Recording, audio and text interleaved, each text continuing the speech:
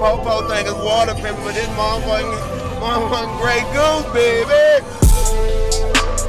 It's time. Your triple bogey, long shot parlay, full send degenerates at a place to call home. Look no further. It's the DGEN Podcast. What is good, everybody? Welcome back to the DGEN Podcast. I'm your host, Wayno Wagyu, alongside my fellow co-host, Mikey. I'm recording this time a little bit differently. Not so much the isolation of not being together or through our phones, but live here from Hedge Better Studios in Braintree, Massachusetts. Super fired up. Before we get into the podcast, though, we're going to hit you guys with some of the headlines and some of the housekeeping, which is lockspread.com. If you use that promo code DGEN, D-G-E-N, you're going to get 100% first deposit match up to $100.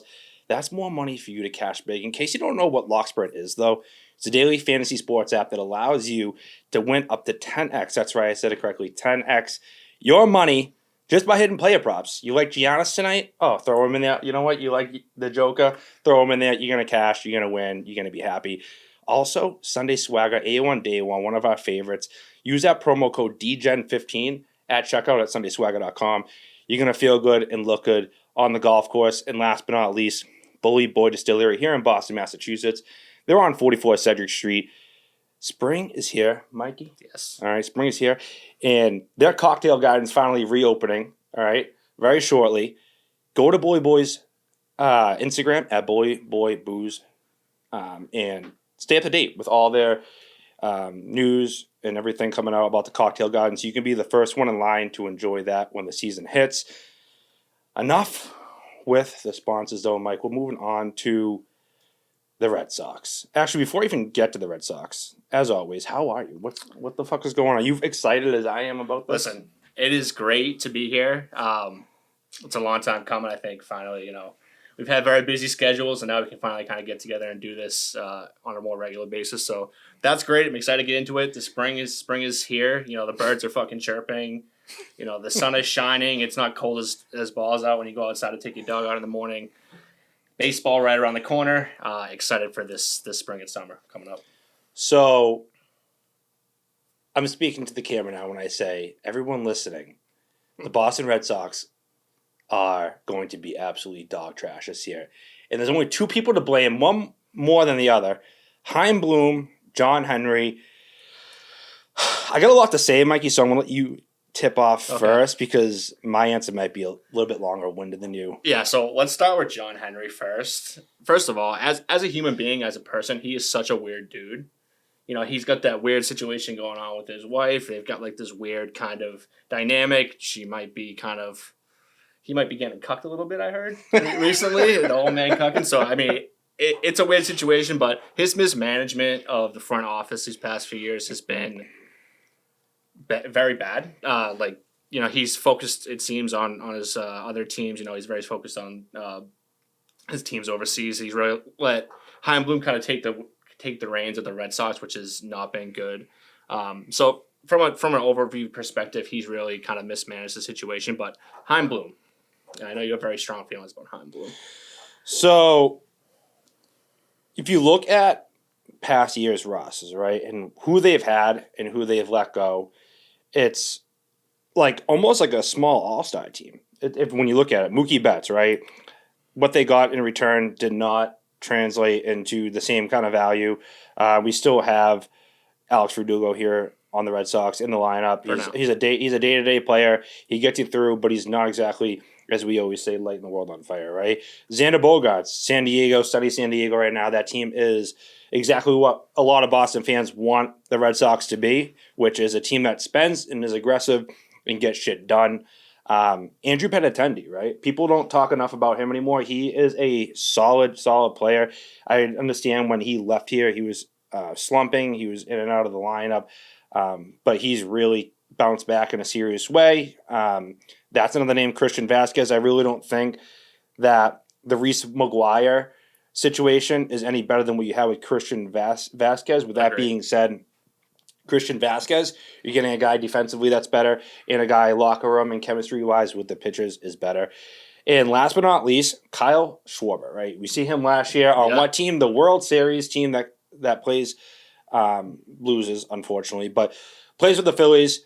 absolutely lights it up. Was in the home run derby. Like, that's the kind of shit you want here in Boston, and we're just not getting it. If you look at this year's projected lineup, I'm going to run through it real quick. Tristan Casas, first base. Rafi Devers, third base. Justin Turner, which shout out to him for taking that pitch in the face like a fucking champ. I don't know if you've seen the picture of the stitches. It's disgusting. It is disgusting. He's already playing. I know. That's the fucked up He's part. a So tough cookie, yeah. I'm going to be rooting for Justin Turner this year at DH. Masataka Yoshida, left field. He actually had a really good World Baseball Classic. He did. Alex Verdugo, right field. Kike, shortstop, who, God bless him, I don't know how he's going to do this season at shortstop. He's not a real shortstop. Adam Duvall, center field. Reese McGuire, catcher. Christian Arroyo, second base. So based off what I just said in regards to last year's team having only, I believe, 76 wins. They were a very... Unacceptable for a Boston Red Sox. Yeah, 78 wins, right? And then this team, do you think there's any sort of jump, or do you think there's a regression? So, I think we're going to be actually a little bit better than last year, but I don't think we're going to make the playoffs. Our division is very obviously stacked. The Yankees and the Blue Jays and even the Orioles kind of making some noise these days. But I think you touched on it nicely. Like, everybody that went out the door, right? Bogarts, Benintendi, we keep Devers. We make that one signing. Obviously, we keep Rafael Devers, which if we lost Devers, it would have been a complete disaster. But it just goes to show you that, and you mentioned the Padres kind of spending money and being aggressive. The Boston Red Sox are a big market team. We have the money. Like, we should be aggressively spending. And if that means overspending sometimes, so be it, right? Chaim Bloom comes from the Rays organization. Like, obviously, they're a small market, don't have a lot of money. He did a great job there with the small amount of resources he had, but he's brought that mentality to the Red Sox. So he would rather let somebody walk and not overpay a little bit, whatever, than retain somebody that is a cornerstone of the team. And I think that's just been seen time and time again, especially with Bogarts, because he's a leader in the clubhouse. Great in the locker room, great player. We don't have a fucking shortstop, which is not great. Definitely not great. No, definitely not a good. But he lets him and other players like him walk because he doesn't want to overpay a little bit. He's got that small market, save money mentality in a big market, and he just needs to kind of either go to a small market and do your magic there, kind of squeeze the most orange squeeze the most juice out of the orange, as you say, or he needs to actually pull up his pants and spend some money here because we're the Boston Red Sox. We're a huge market. We need to be competing every year. So just to put it in perspective, right? John Henry, first and foremost, worth $4 billion. I'm not trying to let him off the hook here.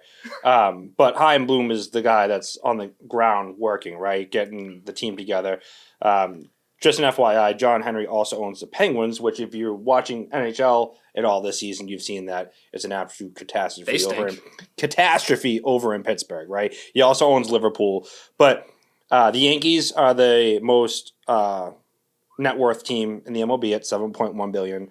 Then the Dodgers, and then third are the Boston Red Sox, right, at $4.1 billion. And guess who's number 26, who is consistently better than you year to year now, is the Tampa Bay Rays at $1.25 billion. They're a much smaller market team. They're beating you every year now. And then, to boot, guess what? You don't even have a top 5 farm system, and they do, along with the Orioles. Yep. I don't think that the Red Sox have anything positive going for them right now, maybe than a few good young arms in the starting rotation, which Garrett Whitlock coming to the season injured, Brian Bello coming to the season injured. They do have Tanner Houck. They do have Cutter Crawford, Nick Pivetta, guys like that. But at the top of the rotation, you're relying on guys like Corey Kluber, washed up. Chris Sale, how much are you really going to get out of him, right? Not Always much. Injured. One last thing I want to put out, right? And this is going to put the perspective into how bad, not just we think the Red Sox are, but the fucking sports books think the Red Sox are, okay? Yeah. First and foremost, the Red Sox odds to win the World Series this year is plus 6,000. I said that correctly. Plus 6,000.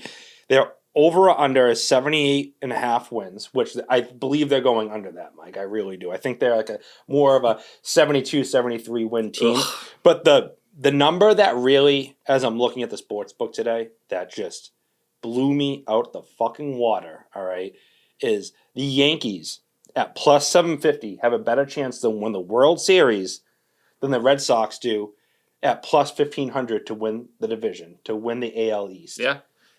Puts it in just goes to show perspective you, at how far behind they are and how far they have to go and how bad of a job Chaim Bloom has done, just absolutely decapitating anything the Red Sox had going for them. I think that he needs to leave ASAP, and if he doesn't, I'm going to opening day and I'm letting them know from the stands, from the bleachers, that he is a fucking piece of shit. I'm sorry, everybody, but he's a piece of shit, and he's going to get a piece of my mind. Okay. Moving on to something a little bit more in your wheelhouse. I know you're bigger into the Bruins and Celtics than I am the Red Sox. We want to know who is the team that you're going to be rooting for more come playoff time. The Boston Celtics, Boston Bruins. Yeah, it's a good question. With as bad as the Red Sox are going to be in the past couple of years, we've been kind of pleasantly blessed with the Bruins and the Celtics this year. They're both at very different places in their kind of, I guess you quote-unquote window. The Bruins obviously coming to the end of their window. They're the biggest surprise of the season. We talked about them maybe not even making the playoffs. Like, it was questions with Bergeron and Krejci, and are these people coming back, even Marchand? And they've completely blown expectations out of the water for this year. They're the number one team in the NHL. They had a little bit of a dip this year, if you can even this month, if you can even call it that. They had a 2-game losing streak in regulation, which me just even saying that out loud is fucking ridiculous, right? Like, that's just the bar that they've set for themselves this year. So they're on fire, and no one really expected it. On the other side, you have the Celtics, right? They're kind of in the middle of their window. You have Tatum, you have Brown, you have a good veteran group around them. Young coach, but he's holding his own. We talked last week about them, kind of hitting a slump a little bit. Can Missoula turn them around? Well, they've won 6 out of the last 8. They've kind of righted the ship. Last night they actually fucking blew out the Pacers, which they should be blowing out those kind of teams, but they're kind of rounding into form. Tatum's back. He's had back-to-back 30-point games. And actually, last night, I don't know if you knew this little fun fact. He has 40 30-point games as a Celtic. That's the most all-time. He just passed Larry Bird. In a season, yeah. That is a stat drop. In a season. Wow. So, yeah, Larry Bird had 39. Tatum now has 40. Paul Pierce only had 33 in his best season. So that just kind of goes to show you kind of what we have with Tatum and where we should kind of rank him in the echelon of Celtics greats. But that's another story. Yeah, so wait, I want to improv here off the topic of who you're rooting for more. Do you think, quick question, if you were to make a list of Celtic all-time greats today, where would you put Jason Tatum? In top 3 at least, yeah, right? So he hasn't won a championship yet, which is huge, right? Because when you think the Boston Celtics, you don't measure by, he had a great season, or he had this many years averaging, a triple-double or a double-double or whatever. You think about championships, right? Yeah, of course. So until he wins a championship, which I wholeheartedly believe he will, hopefully this year, I'm not going to crack him into my top 5 yet, but he's well on his way. Talent-wise, he's clearly top 5. There's no question about it. Oh, yeah. The talent is unbelievable. It's just, can he will the team to victory? Can he pull it all together and win a championship? So right now, I'd probably have him outside my top 5, maybe like 9 or 10. But whoa, yeah, 9 or 10. Listen, he needs to win. He needs to win, dude. This is the Boston. Look at the banners. We got 17 banners. I mean, I bet you that if you're ranking them 9 out of 10, I guarantee you there's at least 2 or 3 guys ahead of them that used to be like plumbers back in the day, like Bob Cousy or whoever. Like, you know what I mean? Like, they weren't the same kind of class of athletes. It doesn't matter. It doesn't matter. That's like Oil Cam Boyd in the MLB. You know what I mean? It's like who's ever going to compare those 2 kind of caliber athletes? But that's a conversation for another day. I want to know, NBA, do you want the Celtics to win more or the So I definitely want the Bruins to win more, just because this is basically it for them. They're an aging squad. It's just a few of them left from that 2011 team, which is crazy to think that was like 13 years ago. Dude, we were still I was in high school, so yeah. It's crazy to think about how it's been so long. We've gotten close. The Blues series that will always cut deep into my heart. But yeah, definitely want the Bruins. They're on their way out. This is kind of their last hurrah. The Celtics have a few more years. So if I had to pick one, I would pick the Bruins. So currently, Celtics 8 games left. Bruins 11 games left. The Bruins are playing today against the Tampa Bay Lightning. I actually, side note, really, really sneakily, unfortunately, Patrice Bergeron under 3.5 shots on goal today. All right. Shout out Lock So shout out Lock Spread. Yeah. If you want to go on there and place that bet, Yeah. just be sure to use promo code DGEN. But yeah, so I actually like that play. But today, playing the Lightning, points wise, they're 25 points ahead of the Lightning.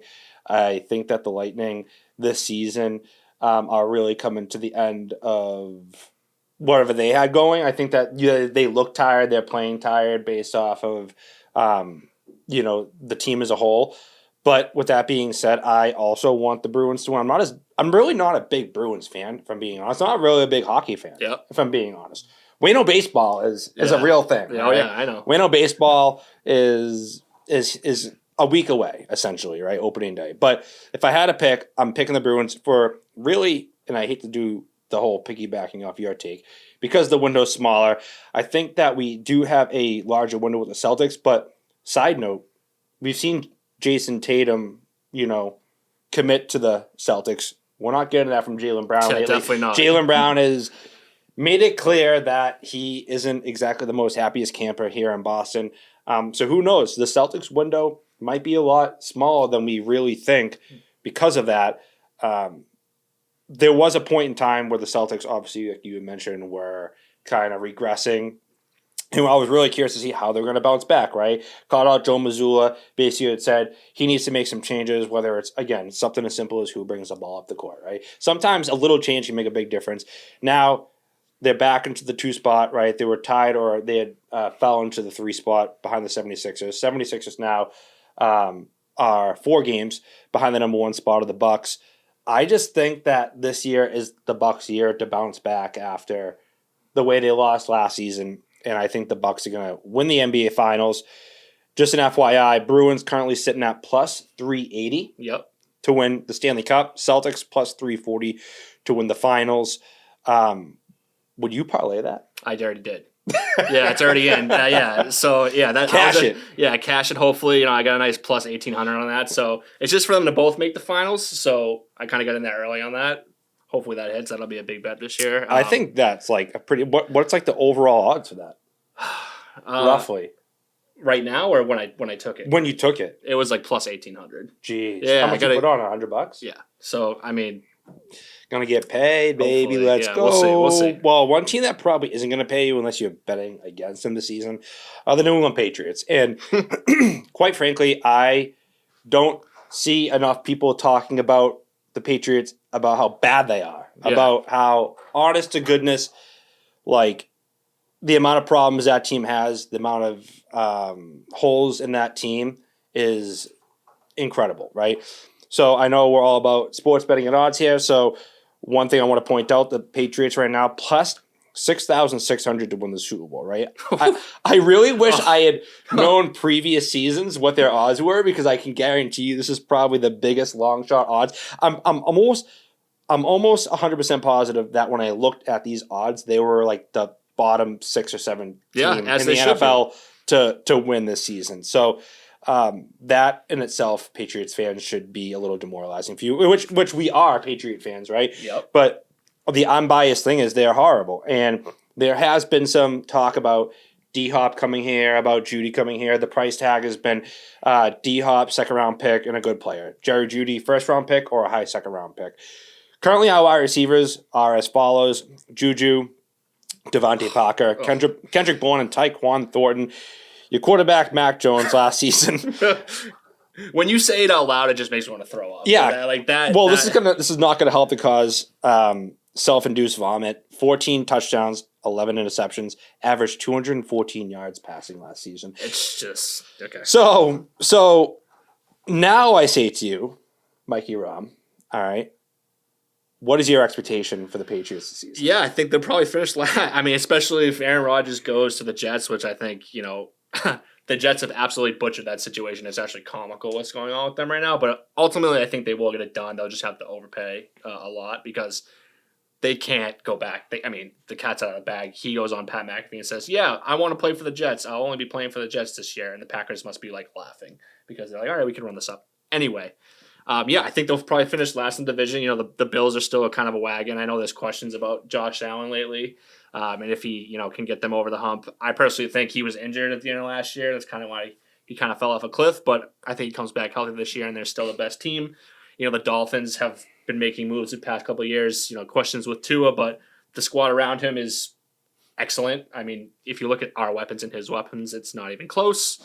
Wait, did you see that Tua is taking, like, I don't know if it's Taekwondo or Jiu-Jitsu in classes to learn how to fall better? So he literally doesn't have like shaken baby syndrome at the end of every game. He needs to get on like a stretching rack and just get taller and bigger. Like I don't know what he can do. Like he can do all the jiu-jitsu he wants, but when you're 5'10" and 180 and you got a 6'5", 320-pound defensive end like laying on top of you, like I don't care how much jiu-jitsu you know, you're getting squished. Wait, have you ever seen a tall Hawaiian person? Oh, that's a good question. That's like, have you ever seen what did I hear?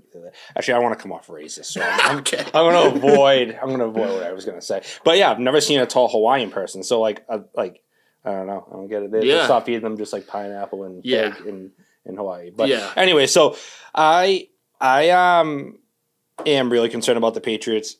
Whether or not Aaron Rodgers goes to the Jets isn't even like on my radar anymore, because I still think that the Jets are a better team with or without him. Yeah.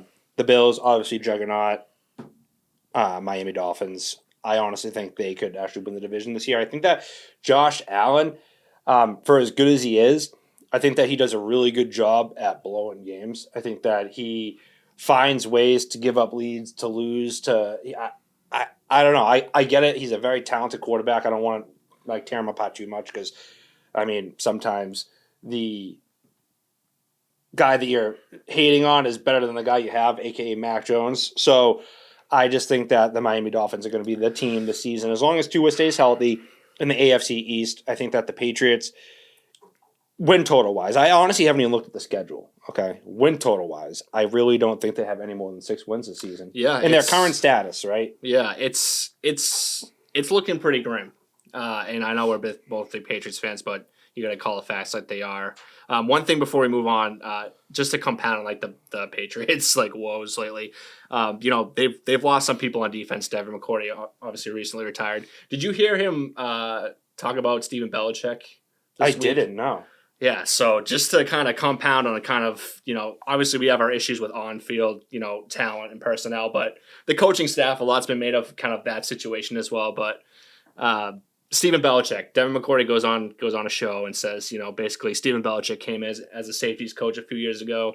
They had a veteran group. It was him, Chung, Harmon, and I think Nate Ebner. So a fairly veteran group. And Steve Belichick comes in the room and says, hey guys, my dad told me a week ago I'm going to be coaching the safeties. I have no fucking clue what I'm doing. And, there's a long pause on the show, and there was no, kicker. There was no, oh yeah, just kidding. No, dead serious. He comes in the room and says, yeah, I don't really know what I'm doing. I'm going to just kind of take you guys as lead. Wow. That's like going into an interview and being like, yeah, I'm not really qualified, but I heard it pays good. Yeah. I mean, and we think about Bill Belichick as an amazing coach, which he is. There's no denying his track record.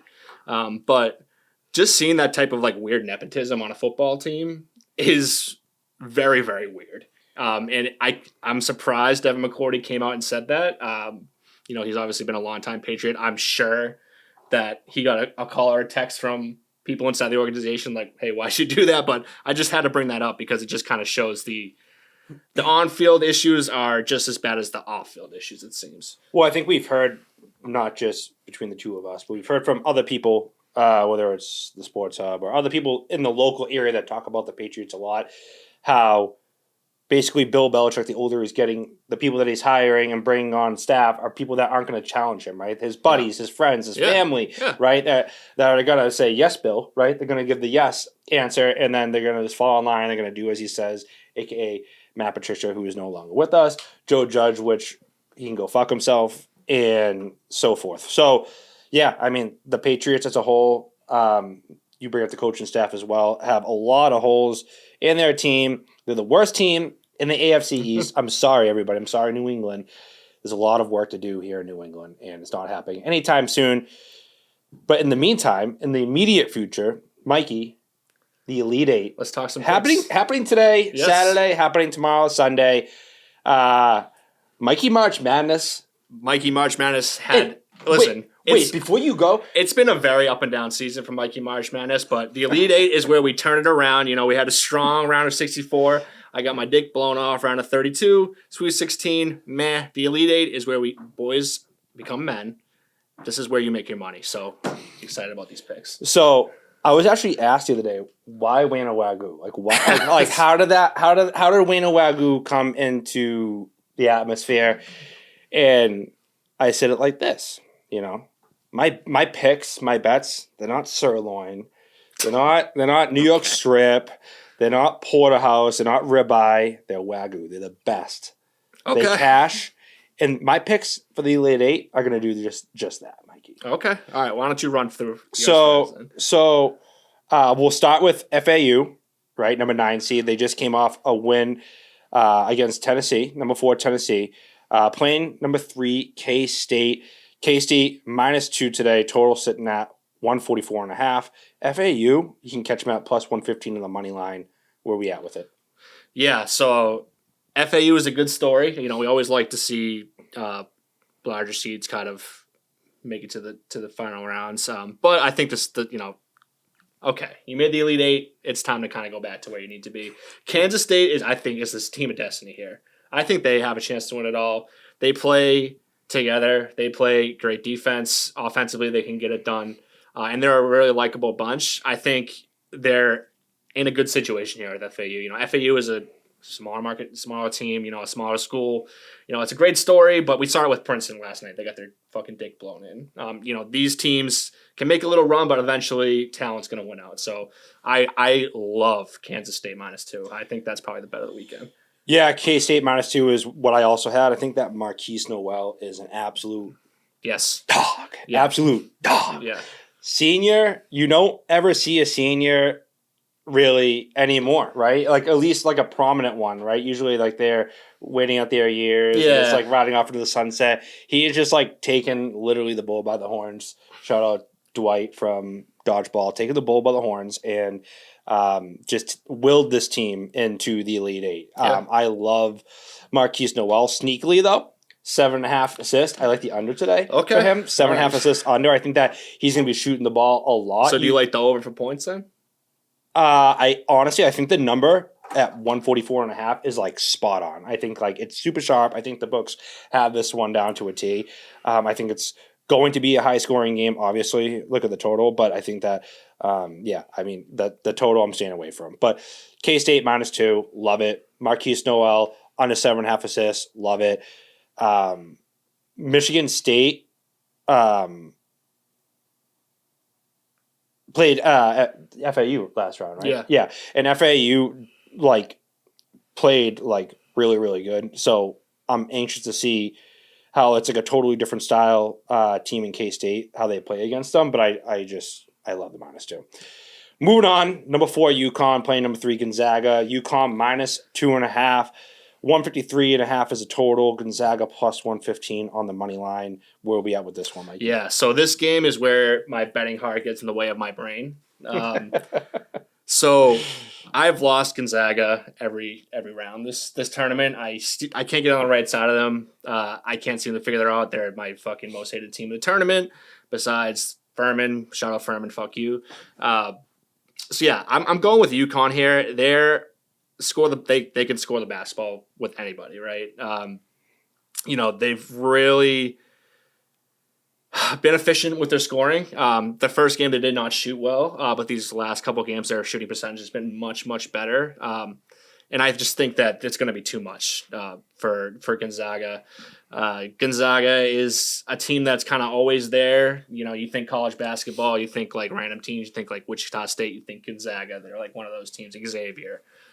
They're always kind of on the fringe. They're always good. They're always going to kind of make a run. But UConn, and we all know UConn in the tournament, right? You know, UConn has a legacy of kind of winning tournaments, making it far when don't have the best team, or on paper they don't seem like the favorite. So I'm going to go with UConn here. Pretty chalky play from what I've seen in the sports books. But yeah, I'm going to go with UConn here. I just think they're too much for Gonzaga here. UConn absolutely just annihilated Arkansas, right? Yeah. Gonzaga played a little bit of a closer game against UCLA.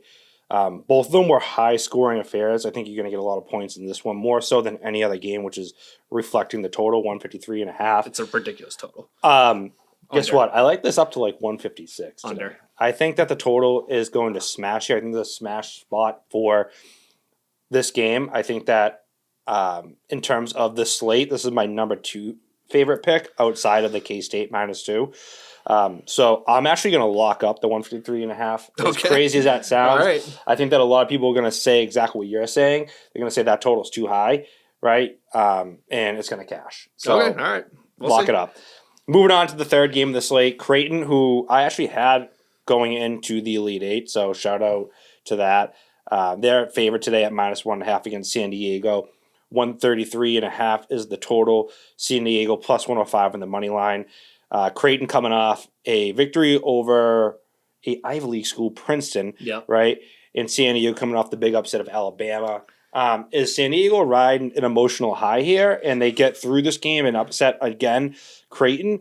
Or do you think that it's a letdown spot for them after coming off that emotional high? Creighton also coming off of, I guess, we'll call it, I don't want an inferior team in Princeton, but not exactly the cream of the crop, right? So do you think that maybe it's a whole turn of events where now that's a slap in the face, different level of talent? I know you mentioned before to me prior that San Diego has a really good defense, which I've also seen. So I feel like this is one of the more difficult games on the slate to predict. So where are you at with it? Yeah, so this is, for me, clearly the hardest game to pick. It's a pick 'em either way, as far as I'm concerned. Creighton, we talked about it on the podcast a few weeks ago. I had Creighton as one of my sleeper teams, and kind of here they are. So that's nice to see. But San Diego State, I don't know if you watched much of the game last 2 days ago, but they just sucked the life out of Alabama. Their defense is just daunting. They play together. They're an older team. They just kind of play really well together. That being said, I think Creighton, although they played Princeton, which was kind of a powder puff game for them, I think they come out, they set the tone here, and I think they do get the W ultimately. I think they just have a little bit too much size and scoring ability. As good as Alabama is, if they don't score at their normal clip, they don't play enough defense to kind of offset that when they're having a bad shooting night. Creighton is not that team. Creighton is balanced both offensively and defensively, and I just think that although San Diego State plays crippling defense, I just think Creighton has enough to get it done in this game. Yeah, I hate to be on the bandwagon. I feel like we're agreeing a lot here, but that's not good. That means that's not good. Yeah, Vegas likes that. We don't. Yeah. Creighton -1.5. At that point, I'm just taking the money line. I, in my opinion, when I'm betting on basketball, particularly, I don't like to take the points when it's that close. I'd rather just give me the money line. I don't want to get caught on the hook. They win by 1 and over a half point. You're talking, I don't know, probably minus an extra 15. You know what I mean? So $15. Like, give me the money line at -125. I think that this is a very, very close game. I honestly wouldn't be afraid to throw like $10 on if this game goes to OT. Oh, okay, I like that. Right, a little bit different, right. A little bit different of an angle, but I think that it's totally in play here. This is going to be a crunch time game, an exciting game. But last game on the slate before we wrap up. Number 5, Miami. You love them. They're a wagon. Number 2, Texas. Miami coming in at the dog at +4.5. 149.5 is a total. Miami +160 on the money line. Just upset my team, who I had to win it all in Houston. But nobody lost bigger. Not just than Houston is Mattress Mac. Mattress Mac loses $4 million on his Houston bet, right? Mattress Mac, shout out.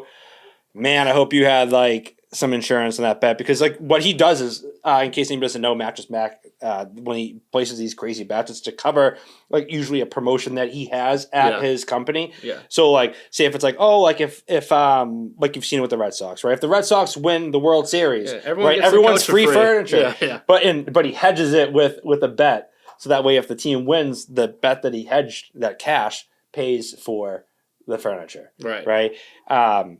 So that's kind of with that. So, but Mattress Mac, shout out. I don't know if you made that money back in mattresses, but I really hope so because $4 million is a lot to lose. Yeah. Moving them back onto the game though, Miami, Texas, where are you at? Yeah, so Miami is a wagon. They are an electric offensive team. I don't know if you've watched their games. I don't know if you see the pace that they play at. But if they're not shooting the ball within the first 10 seconds of having it in the shot clock, it's a failed possession for them. They are jacking up threes. They are rolling, pick and roll to the hole. They are getting the ball out of their hands into the bucket as quickly as they can. And, obviously they take down Houston. By a blowout, they absolutely annihilate them in the second half.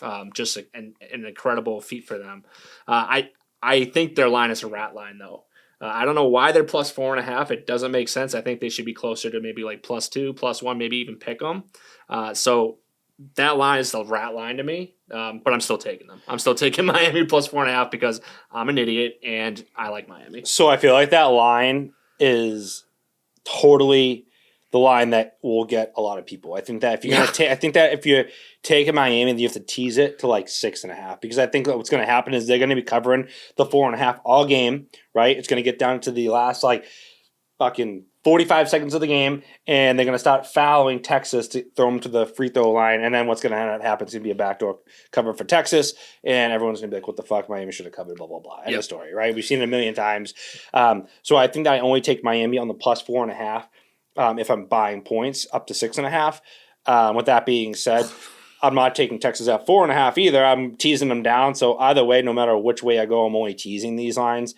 I think that the total 149.5 is in play. I think that it's going to be play for the over just because Miami, like you said, is such a fast-paced team. They can put up 100. Yeah, such a fast-paced team where it's always going to be in play, even if they have like a shaky first half, because they have such an up-tempo team that the total could still be in play. So almost trying to catch the total or the spread live line, right? If Miami gets down early, like by 10, right? Let's just say the line jumps up to like 10.5, 11, even maybe even 12. You can catch them live line.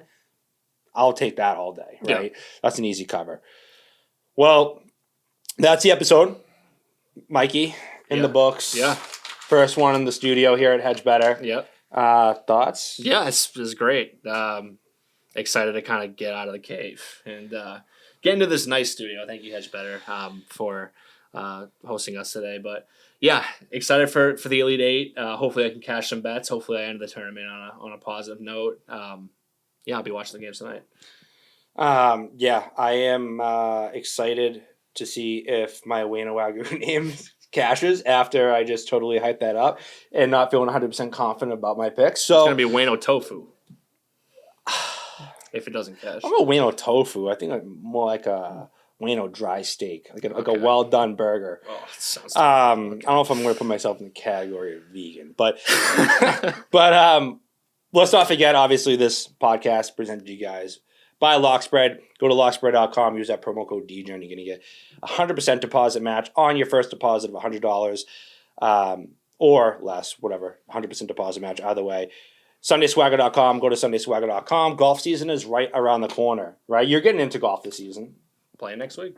I can't wait. Can't wait to get in the links with you to teach you the proper way to cheat and still have a decent score.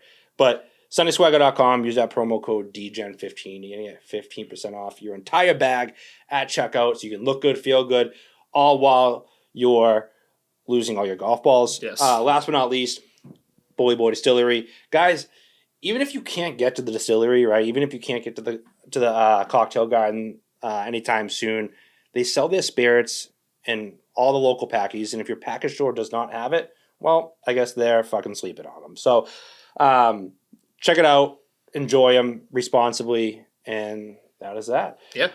So until next time, everybody, we appreciate you. Don't forget to like, follow, subscribe, the whole 9 yards. We appreciate your support. We're going to continue, guys, give you guys great content here at Hedge Better Studios.